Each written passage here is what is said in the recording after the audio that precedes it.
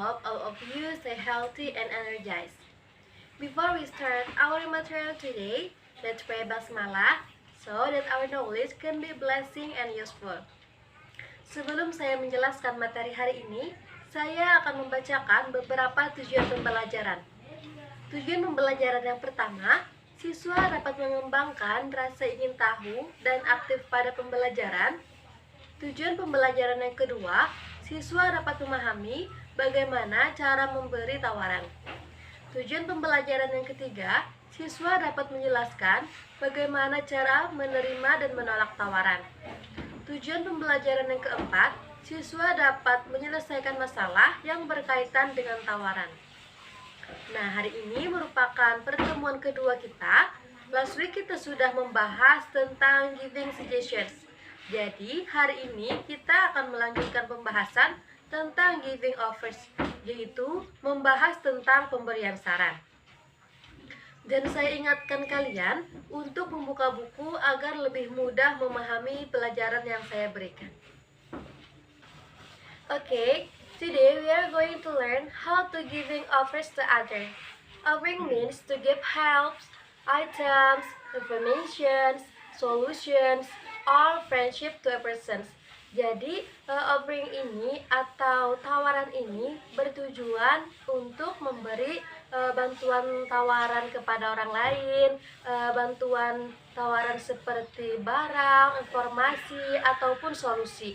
Dan offering ini bisa diterima atau ditolak oleh orang lain.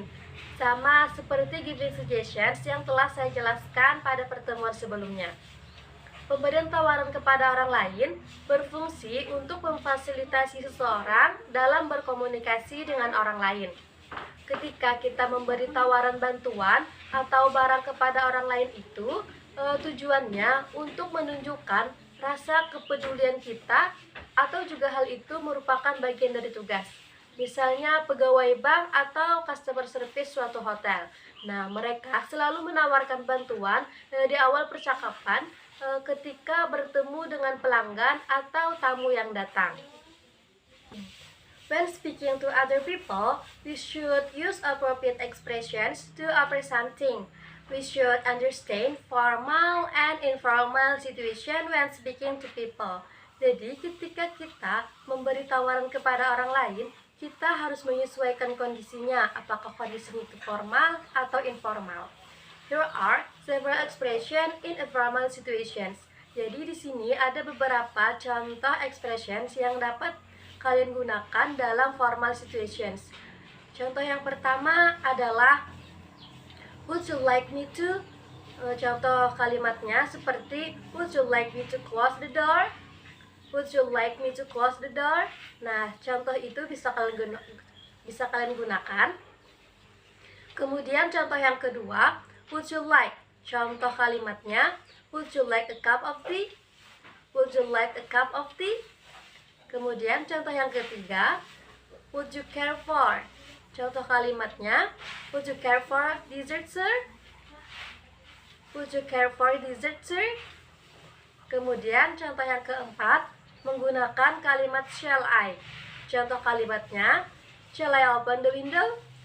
Shall I open the window? Nah, contoh-contoh kalimat tersebut bisa kalian gunakan dalam kondisi formal.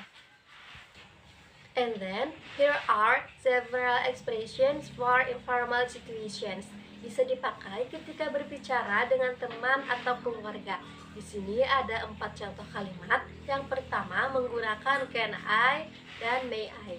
Misalnya menggunakan can I seperti can I get you some water? Can I get you some water? Kemudian menggunakan may I seperti may I cook you dinner? May I cook you dinner? Kemudian menggunakan do you want seperti do you want potato chips?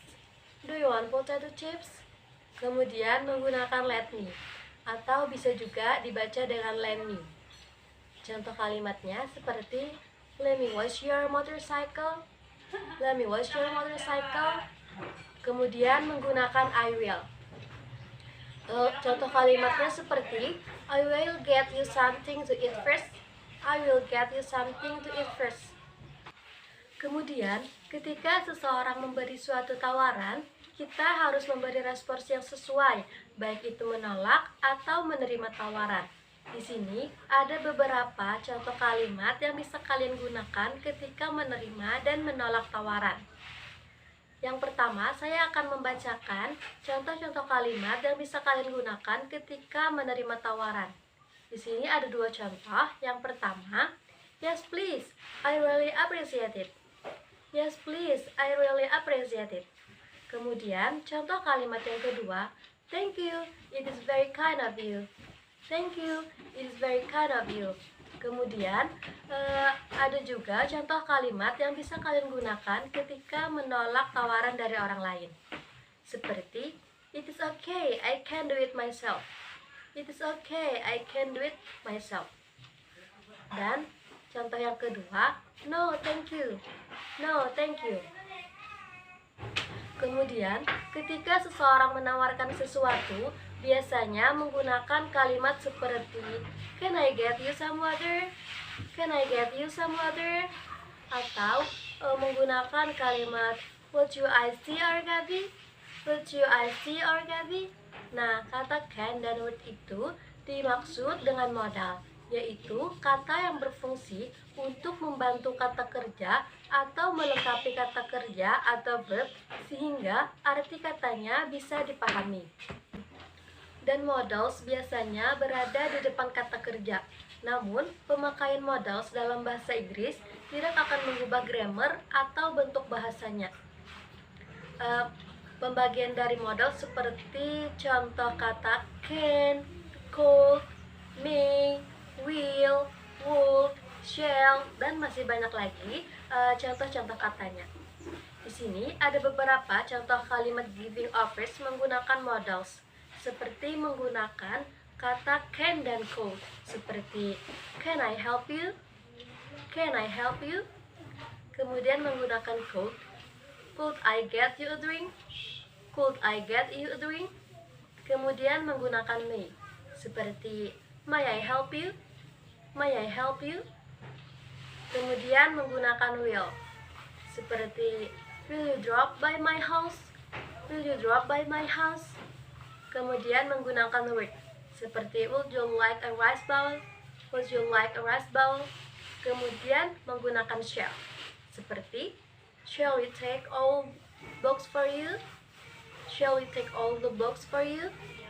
Nah, semua expressions itu bisa kalian gunakan ketika memberi tawaran kepada orang lain dan menggunakan modals.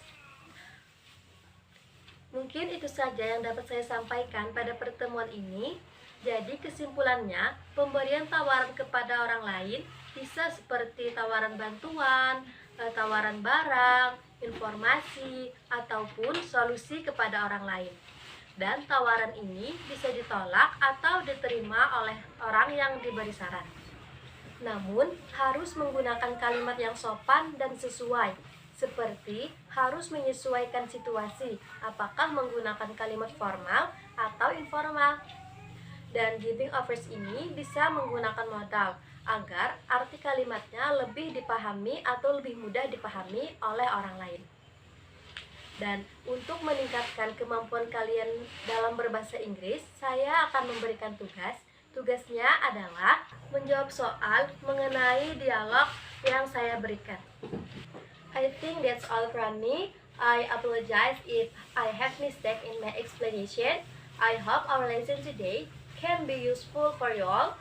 And if you don't understand my explanation, you can ask me later. See you next meeting. Thank you. Wassalamualaikum warahmatullahi wabarakatuh.